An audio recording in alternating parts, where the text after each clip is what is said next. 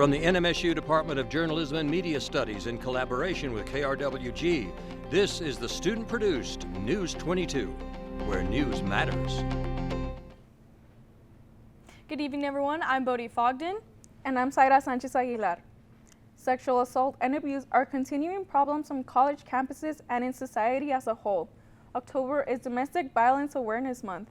The annual Clothesline Project at New Mexico State University displays hundreds of colorful t-shirts inscribed with stories of abuse that are often left unspoken.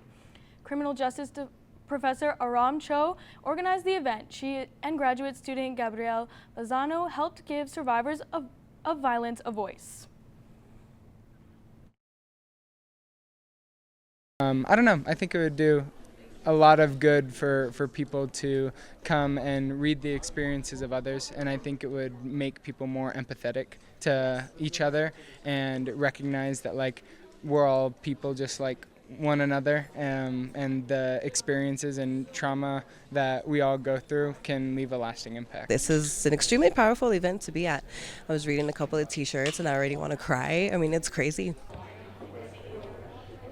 The exhibit ran all day Tuesday in the Corbett Center Student Union, welcoming students and community members to listen, learn, and reflect. Organizers hope the project continues to inspire healing and awareness across campus and beyond. Let's take a look now at some of what the Las Cruces City Council approved at its most recent meeting on Monday.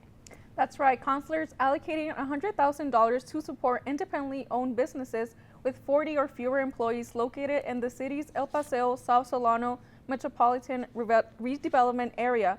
Almost $455,000 from the Federal Aviation Administration to Las Cruces Airport for weather reporting equipment, and $9,500 to the Las Cruces Police Department for equipment and training for honor guard teams, and approved a $2.5 million contract for body cameras and data storage services for the police department. An Las Cruces homeowner is recovering from burns tonight after trying to put out a fire in his garage. Yesterday afternoon, Las Cruces firefighters responded to a call of a fire in the garage of a two-story residence on Mesita Street on the East Mesa. Firefighters extinguished the fire quickly and contained most of the damage to the garage. The owner received minor burn injuries and police took him to a local hospital. No other injuries were reported and the cause of the fire is being investigated.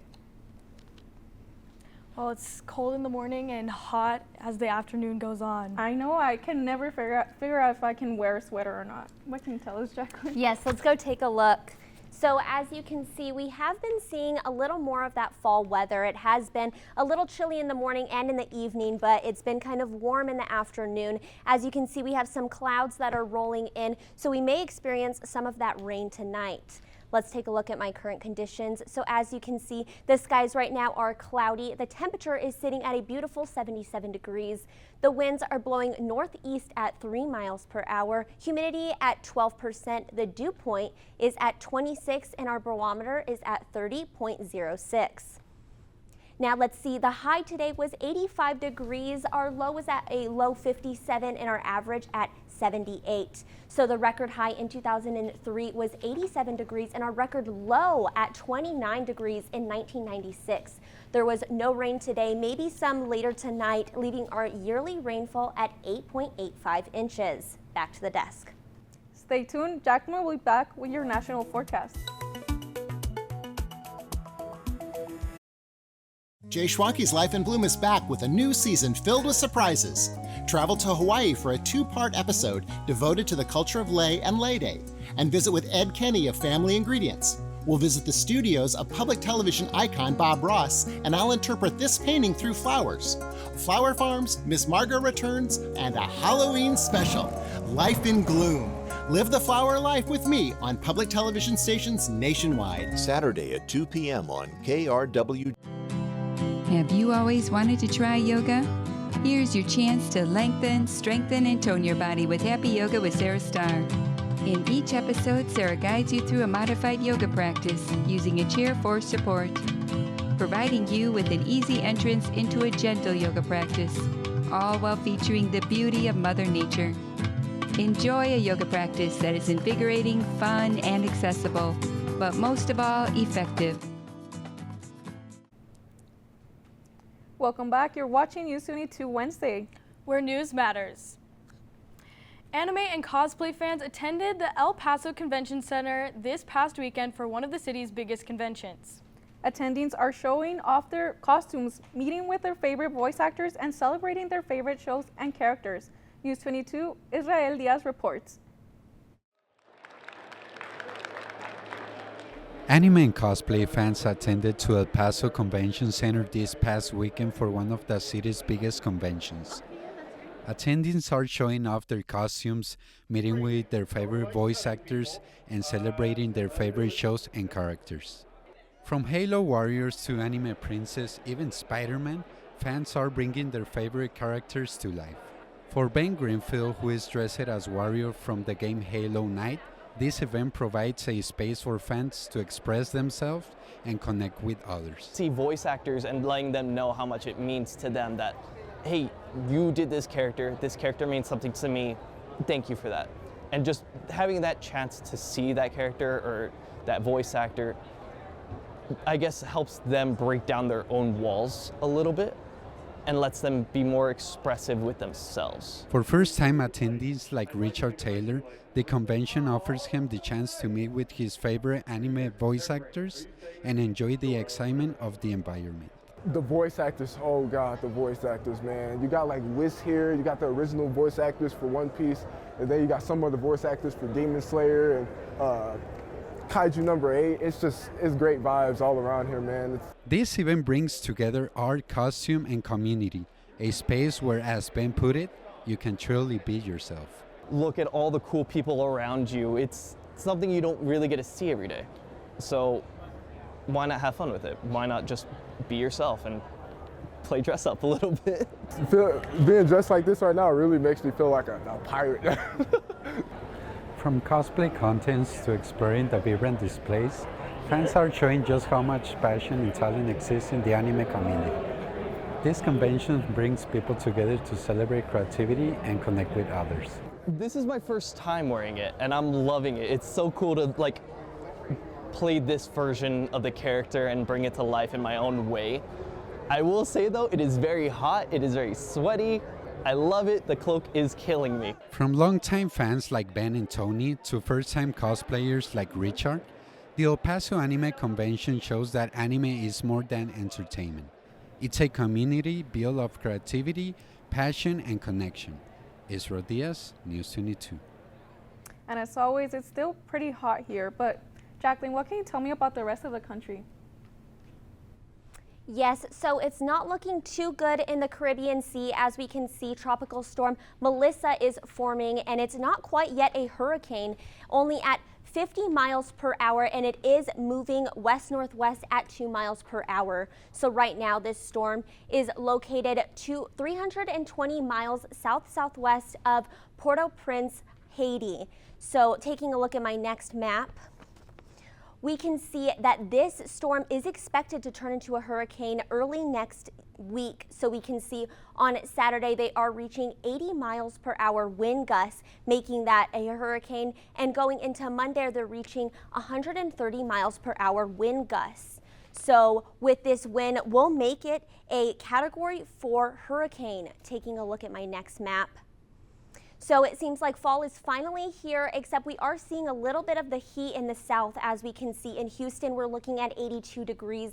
Dallas, we're looking at 83. San Antonio, they're looking at 86. And over here in Tampa, they're looking at 86 degrees as well. Except in Phoenix, they still can't get away from those 90s. As we can see, they're at 92 degrees. They did experience some rain, so hopefully that did cool them off just a little bit. And we can even see in International Falls, it is getting pretty cold at 42 degrees. So that's all I have for you right now, but I'll be back with your local temps.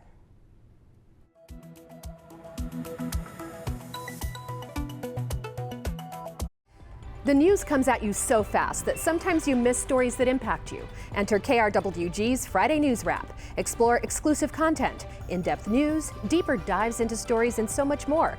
Get it delivered to your email by subscribing free at krwg.org.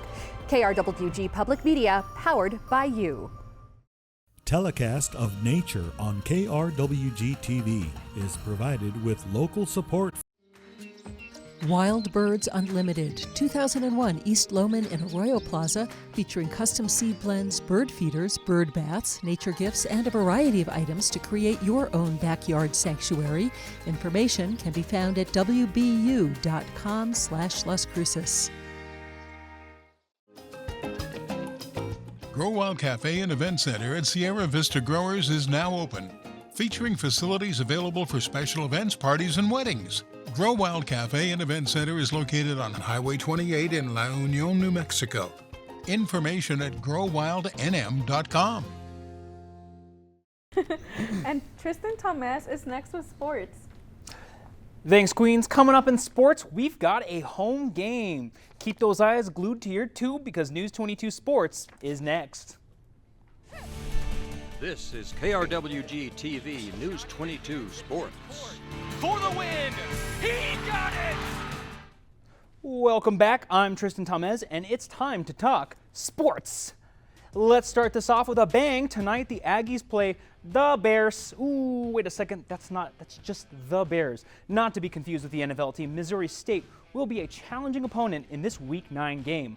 Both teams are 3-3, with the Bears looking to crush the Aggies' hopes of being 4-0 at home for the first time in 2 decades. The Aggies might tip the scales with some turnovers like we've seen in the past games this year. You can catch the game at Aggie Memorial Stadium or on CBS Sports at 7 p.m. right after this newscast. And let's welcome the new swimming and diving coach, Michael Lycan, to NMSU.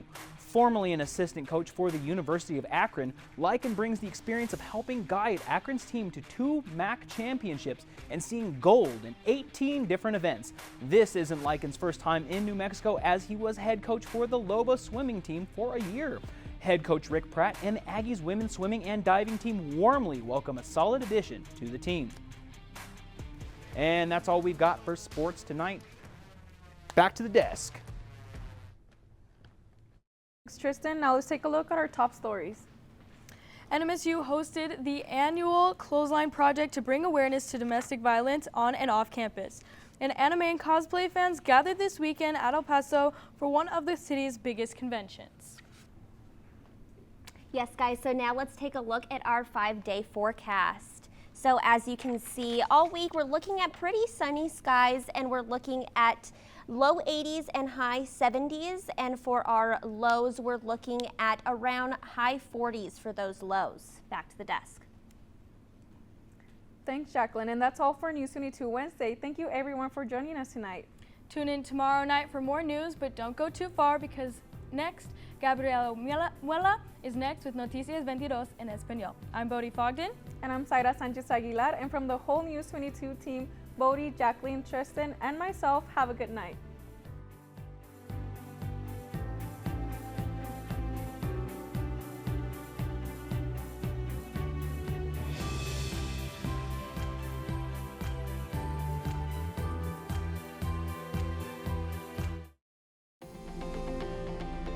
This news brief en español is brought to you by Noticias 22, la información más completa de Nuevo México, El Paso y la frontera. Noticias 22.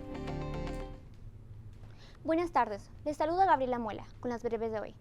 En un acto de valentía y esperanza, el día de ayer en el centro de Corvette, en la Universidad Estatal de Nuevo México, se llenó de voces invencibles que a través del proyecto Clothesline encontraron una forma poderosa de ser escuchadas.